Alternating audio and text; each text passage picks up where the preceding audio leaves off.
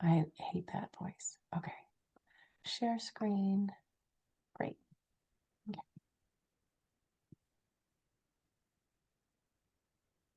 So this evening we have Mr. Hugh O'Donnell. Hugh has been in recovery for nearly 40 years. He began his recovery journey at the age of 34. Hugh graduated from law school and was admitted to the bar before his 24th birthday, having completed his undergraduate studies in law school in an accelerated program of 6 years. However, within 10 years after starting to practice law, his life was in shambles and as a result of his alcoholism and drug use. Now, for the past 25 years, Hugh has served as chairman of the Missouri Bar Intervention Committee, the committee that's unique to the Missouri Bar, which was established by the Missouri Bar Supreme Court rule to assist lawyers with substance use issues. During that time, he's had the privilege of introducing countless lawyers to the recovery process. For his work, he's received awards from the Missouri Bar, including the Warren Welliver Award in 1997 and the James T. Britt Award in 2007. His story's been published twice in the Journal of the Missouri Bar. There's a link that we'll send out to everyone. On a broader scale, he's been awarded the Buck O'Neill Award for public service for his work with Missouri Bar and in the recovery community, also being awarded a plaque of gratitude and recognition for his work by us, First Call. In recovery, Hugh has established a successful law and mediation practice. He was a pioneer in family mediation and collaborative divorce to the state of Missouri. He's helped thousands of couples resolve their challenging and emotional divorce cases. And of course, most important, he is a proud father of 3 children and 4 grandchildren. So I will stop share here and I will let Hugh take it away. We're honored to have you share your testimony with us. Thank you so much for being here. Thanks, Bethany. And I was at the event where you got to sing, where you sang also, and I enjoyed it thoroughly. When you went through the check marks of self-care, you talked about environment and how some of us don't like the winter. And I'm one of those that don't like the winter, but so then why am I here?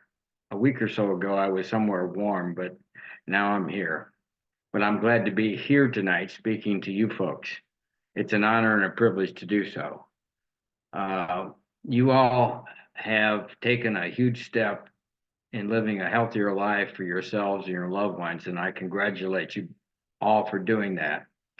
I was going to suggest that this be less of a talk and more of a dialogue, but because of the setup, I guess we'll have to save the questions for the end of the talk.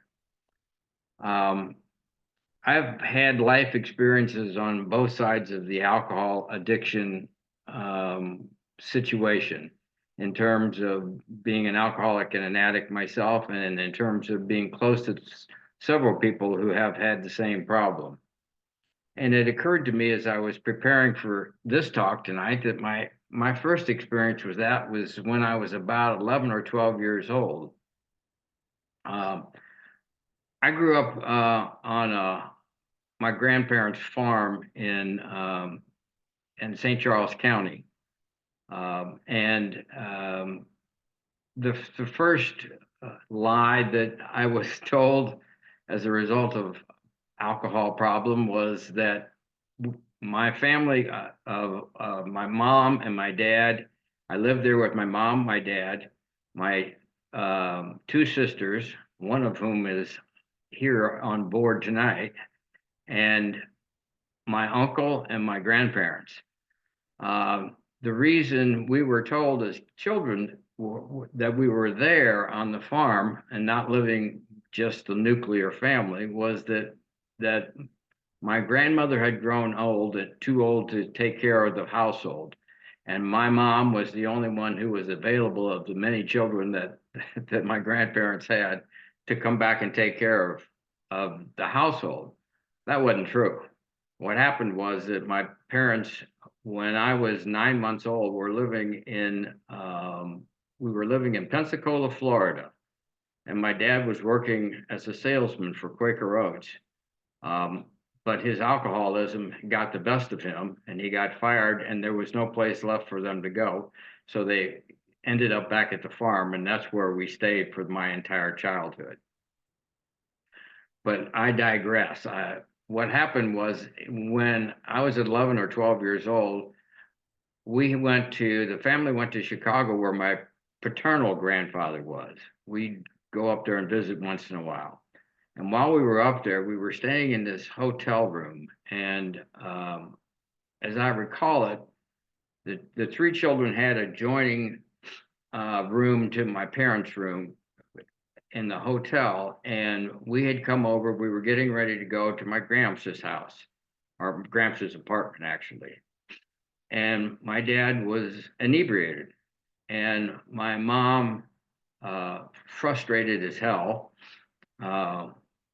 said something to the effect of, "Look at your dad, he's drunk. Can't you do something about that?" Now, I don't know if she said that at all, but she said something like that, or I remember it something like that. I remember thinking, oh, it's my responsibility to do something about my dad's drinking. That's the first time I remember, as I look back on it, the feeling of powerlessness. But I had to come up with something, or at least I felt like I had to come up with something. So I swore to myself that I was just going to ignore my dad as much as possible, and when I didn't ignore him, I was going to be disrespectful or hateful towards him. And that's what I did for the rest of my childhood.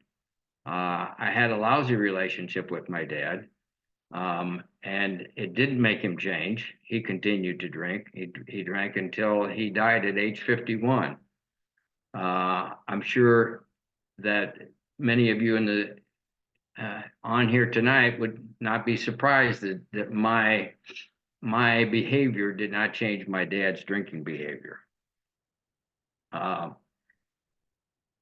What it did do was destroy whatever relationship I had with my dad, and it caused me to have a decades long resentment towards my dad, long past his death, long past my time when I got into sobriety. But it took me a long time to figure that out. I did not have the ability to forgive my dad for his disease, and for a long time. Because of my dad's drinking, of course, early on, right around that time that I'm talking about, I swore I would never become like him. I would never be a drunk. I would never be an alcoholic. Needless to say, I failed at that.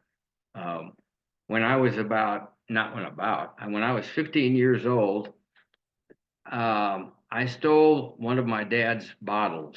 He kept a bottle in the barn where the car was parked.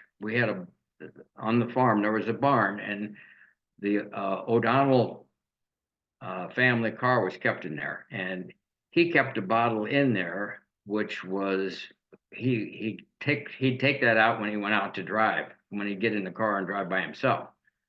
And it was my assumption, and I think I was right at the time, that it was hidden in there because he didn't want my mom to know that there was an extra bottle around. So I figured I could steal that bottle and take it to the drive-in with a couple of my buddies and get away with it because he wouldn't say anything because the bottle wasn't supposed to be there. Well, I was wrong.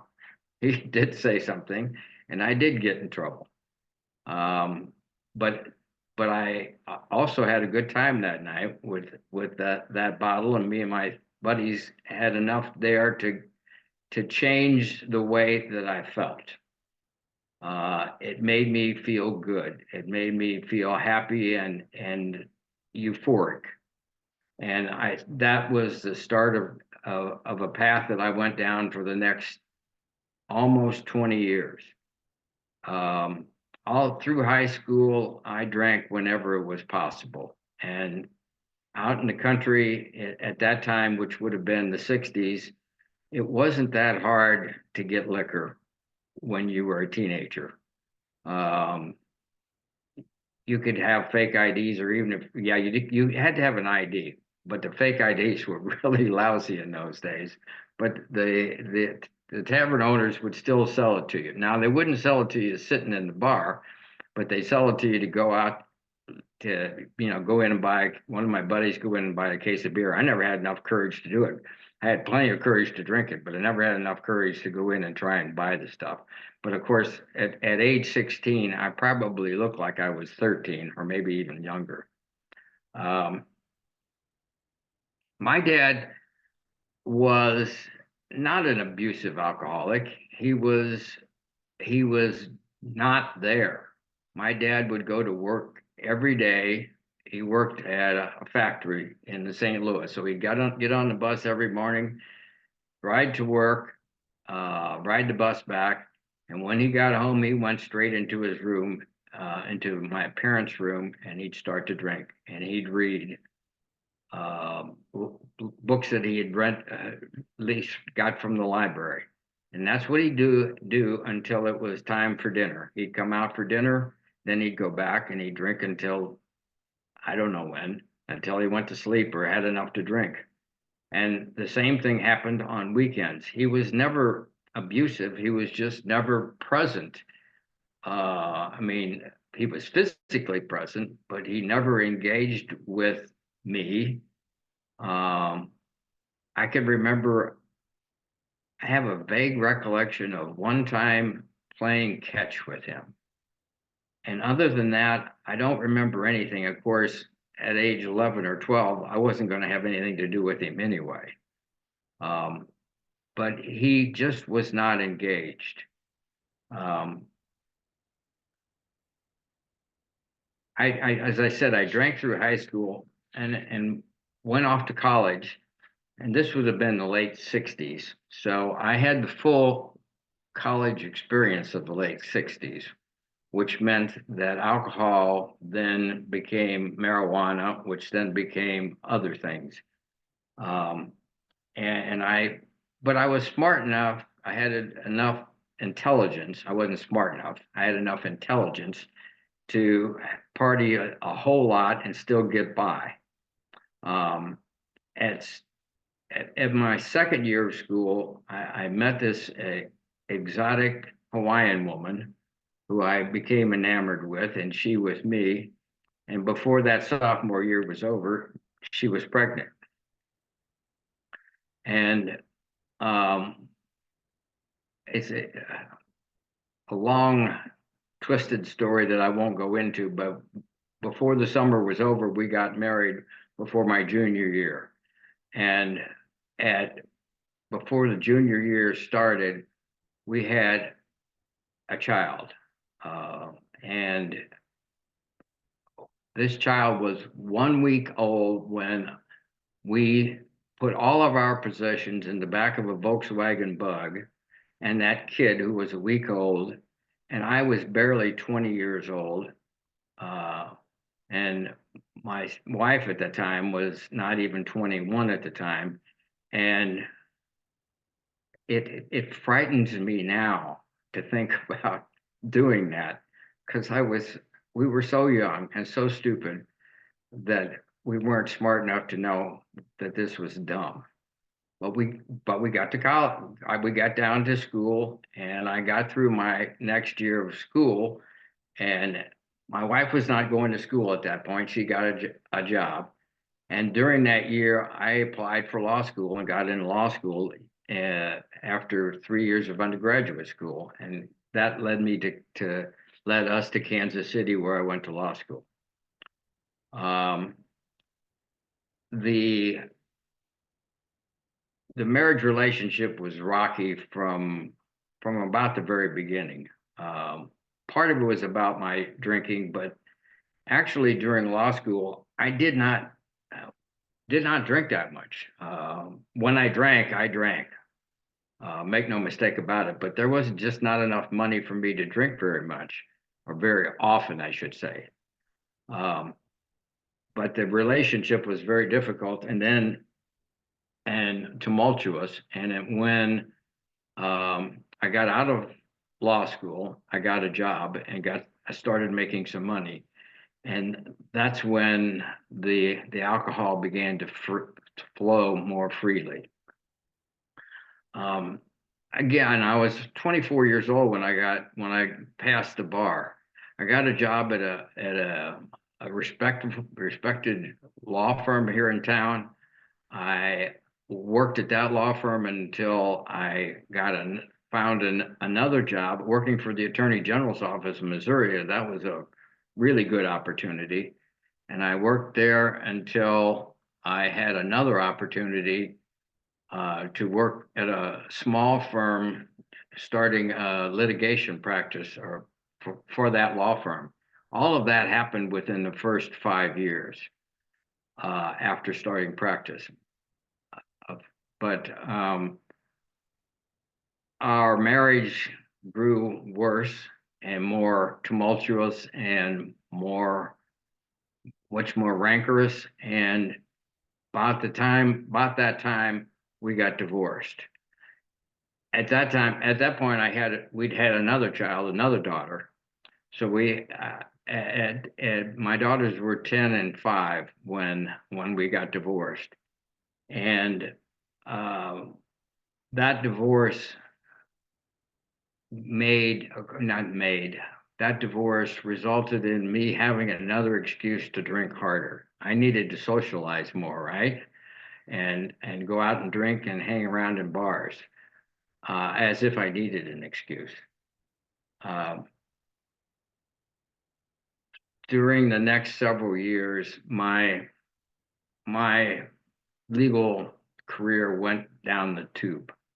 I lost that job with that small firm running the litigation practice. I worked with a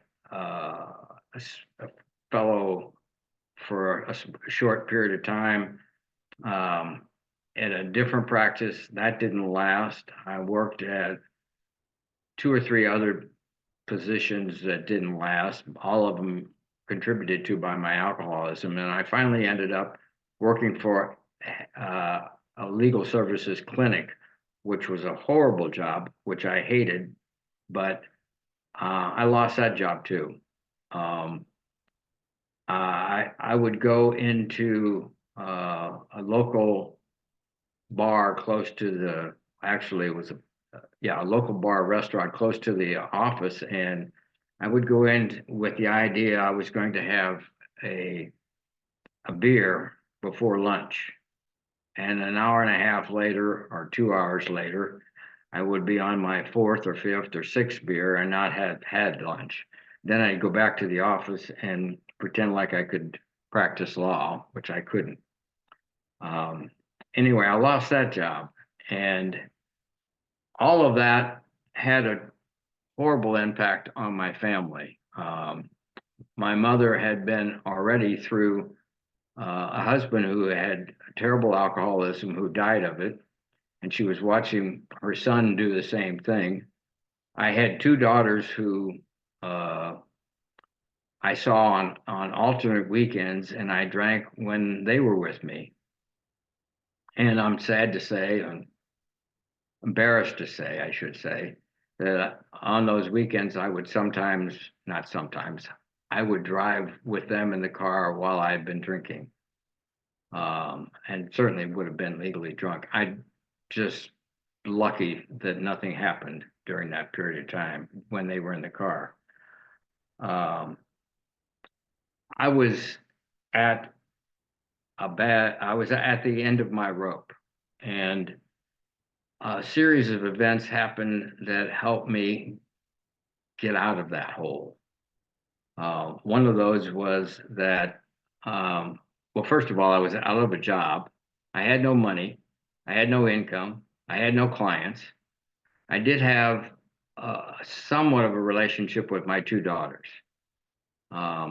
And that kind of relationship kept me going somewhat. I also had a relationship with another woman who I'd started dating, who I was very much in love with. And she was tired of watching me drink myself to death and verbalized that. Said she wasn't going to stick around any longer. I was also seeing a psychologist at the time, and I I was seeing him on a regular basis, and I don't know why, but it helped to talk to him. But at some point, even though I was paying this guy to listen to me, he said, "Hugh, I'm not treating you anymore. As long as you keep drinking, um, I'm not doing you any good. So I'm not going to treat you anymore unless you go to treatment." And in a total state of panic, I knew I didn't want to go to treatment because, well, I didn't want to be gone for that period of time, number one. Number two, I didn't have any money to pay for treatment. But in a total state of panic, I said something like, not something like, I said, "How about AA?"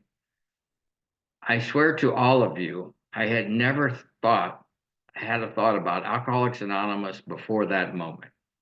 I don't know where that thought came from, but I said that to him, and he made a comment, something like, "Well, you can try that, but when it doesn't work, basically, you can then have to go to treatment."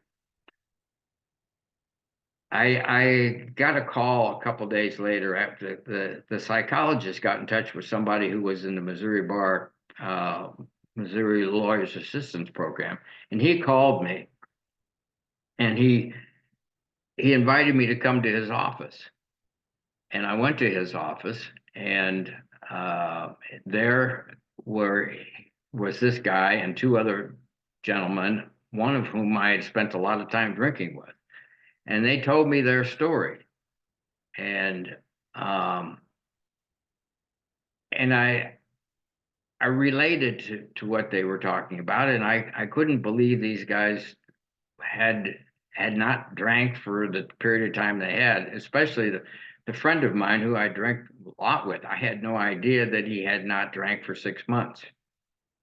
Um, and he a few days later, I went to my first AA meeting. Um, Interestingly, to me, I've been a lifelong diehard Cardinal baseball fan and a baseball fan in general. And my first day of sobriety was opening day of the Royals season in 1984. I had gone to there was a bus from now I'm drawing a blank on the name of the place in Brookside, the bar where I took the bus from. We all took the bus. Charlie Hooper's. Yeah, that's it, Charlie Hooper's. You're welcome. Yeah, it was still there, I think. I don't know how they It stayed. is, yes. I don't know how they stayed in business after I quit drinking, but they did. And so that was Royal Stadium was the first day of my sobriety. And a few days later, I went to my first AA meeting, and I haven't stopped going since then. I go on a regular basis to AA meetings, and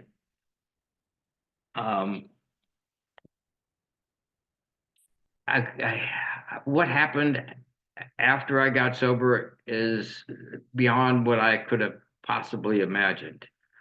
You know, I'm gonna just a little tangential story here. My mom, everything, whatever's good there is in me that was started by my mom. She put the kernel of some goodness in me. But on the other side of the coin, mom was a supreme enabler.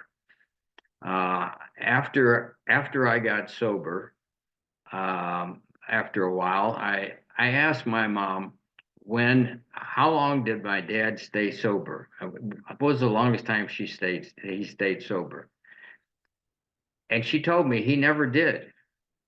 And I said, "But Mom, he went to the mental hospital for a month when I was 13 or 14 years old."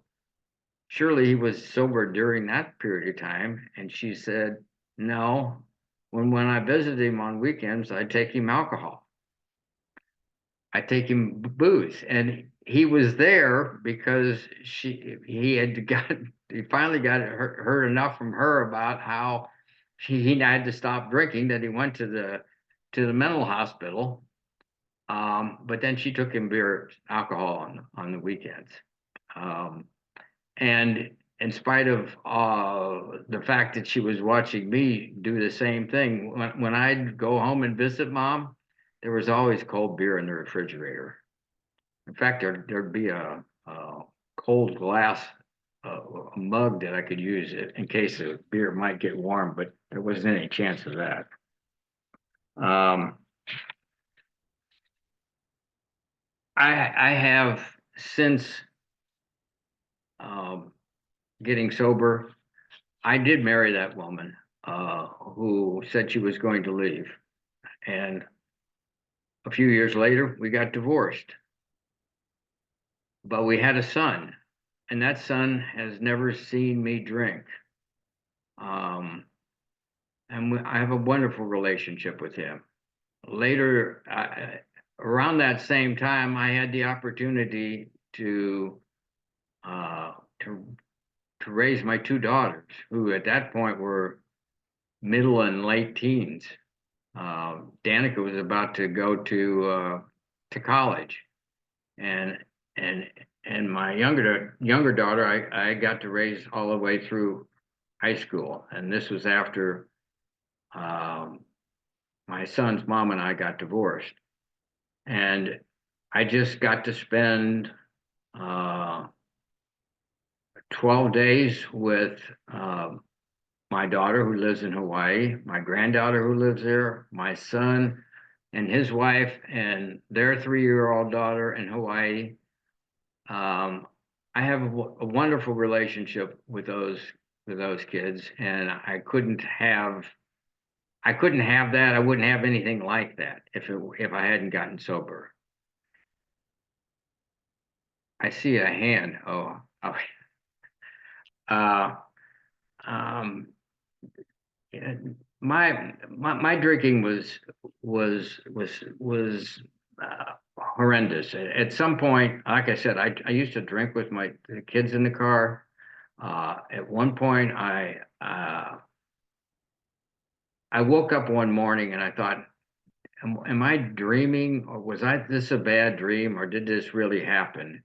And what I was thinking was, I was a few blocks from my house the night before, not my house, my apartment.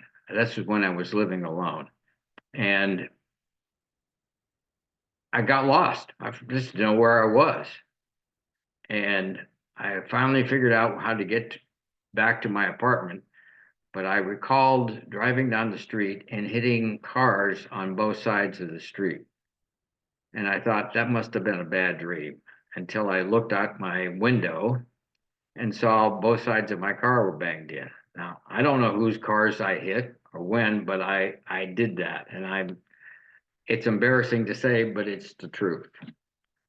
Again, the gifts that I've been given since my sobriety have been more than I could have possibly imagined. In addition to my relationship with my family, I have countless friends in and out of Alcoholics Anonymous. I have a successful professional career as an attorney and a mediator. I have had a solo practice for nearly 40 years, almost, well, during the whole time of my sobriety. I've got a great relationship with my sister who's listening to this. I was one of the first people who got involved with family mediation in the Kansas City area, and I just love doing that work. I love helping people solve their own problems, which is something that I got from this program. I learned how to help people solve their problems, but also learned that I can't solve their problems. I can help them solve their own problems, but I can't solve their problems for them. I was also one of the first, I was instrumental in bringing collaborative divorce, which is a peaceful way to get divorced, if you can believe there is such a thing. There is. I also had the opportunity to give back to the Missouri Bar because it was because of those lawyers that I got sober. It was from their help, and I got involved with the Lawyers Assistance Program. And I've been a chairman of the Missouri Bar Intervention Committee for over 20 years. And the Intervention Committee is a committee set up to help lawyers who have substance issues and also their family members to find a way to get recovery, if or at least to expose them to it. Sometimes they find it, and sometimes they don't. I presume that many of you know what an intervention is, but I've had the if not, I've had the opportunity to do a number of interventions with lawyers, in which I gathered a number of people close to that suffering alcoholic or addict who were then able to tell the addict or alcoholic what about their behavior was bothering them and what was hurting them and what the consequences were going to be if they continued to drink or use. And it's been very rewarding. I've also had the opportunity, as Bethany said, for me to serve at First Call for a long time. I haven't been on the board for a while, but my first experiences with First Call were I attended the How to Cope class. Later on, I actually when First Call first had the How to Cope class, it was facilitated by volunteers, and I facilitated, I myself and a couple other people facilitated that class for a number of times. I became a member of the board of directors of First Call a long time ago, and was there on the board for 13 years and served as the board chair for 3 years, which was a very rewarding experience and also a very challenging experience. There was some challenging times there, but this organization has grown. When I first became involved with this organization, it was on 63rd Street in a little office of about 500 square feet. There was one employee, and everything else was volunteers. And what's happened in the last 20 years is remarkable, and it's impressive as heck. This program that you participated in, the How to Cope program, you found your way to what is the gold standard for people who have someone close to them who is suffering. I've investigated these types of programs across the country, and this is truly the gold standard. Many of you probably came to How to Cope with the idea of trying to figure out how to make the alcoholic or addict stop drinking or using. And of course, what you found out was that you couldn't do that. What you could do was to take care of yourself. And I applaud each of you for doing that. Taking care of yourself is most important. As I was listening to at the end of the session here, you guys talking about that. I have. Hugh, Yes. can I interrupt and ask a question? Please do. Can you tell us how to, if we were in need of a we were in a divorce situation. Can you tell us how to get a hold of that program you talked about? The collaborative divorce program? Yes. Uh, well, sure.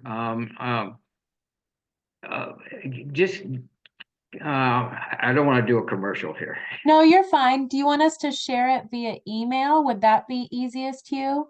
Yes, that'd be fine. Okay, great. it's- I'll connect, or Megan will connect, or Michelle, whatever. We'll get connected and get that information. Does that work, Suzanne? Yes. Beautiful. Thank you for the question. I've had, over the years, I had many opportunities, a number of opportunities to refer people to the How to Cope program. And so many of them have been so grateful to me. They said it changed their lives, and I understand that it did. In the AA program, we've got a saying, which you may or may not know, which is